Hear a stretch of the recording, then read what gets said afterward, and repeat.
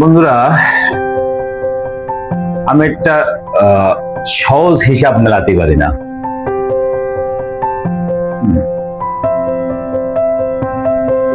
আপনাদের কাছে প্রশ্ন, একটু দয়া করে হিসাবটা মিলাই দিয়েন।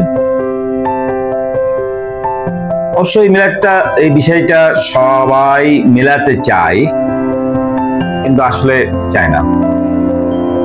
এরকম কবর খোদাই করতে লাগে সর্বোচ্চ 1 ঘন্টা, অথচ কবরে থাকতে হবে অনন্তকাল, কিয়ামত পর্যন্ত।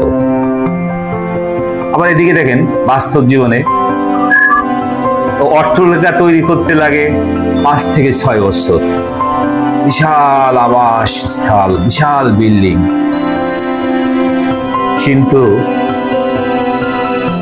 ওই অট্টালিকায় বসবাস করার সময় 1 সেকেন্ডের ভরসা নেই। এই বাতাসটুকু বার হয়ে গেলে সবই শেষ।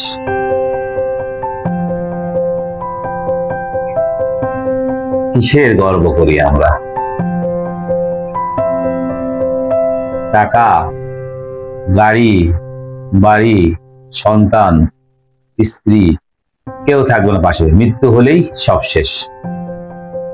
আপনাদের কাছে প্রশ্ন থাকলো যে কবর খুঁড়তে 1 ঘন্টা সময় লাগে, সেই কবরে আমি কিয়ামত পর্যন্ত থাকবো, আর একটা অট্টালিকা কোটি কোটি টাকা খরচ করে একটা অট্টালিকা বানায় সেই জায়গায় আমি 1 সেকেন্ড থাকবো কি, তার কোনো ভরসা নেই। যে কবর খনন করে দেয় তাকে কি দেওয়া উচিত?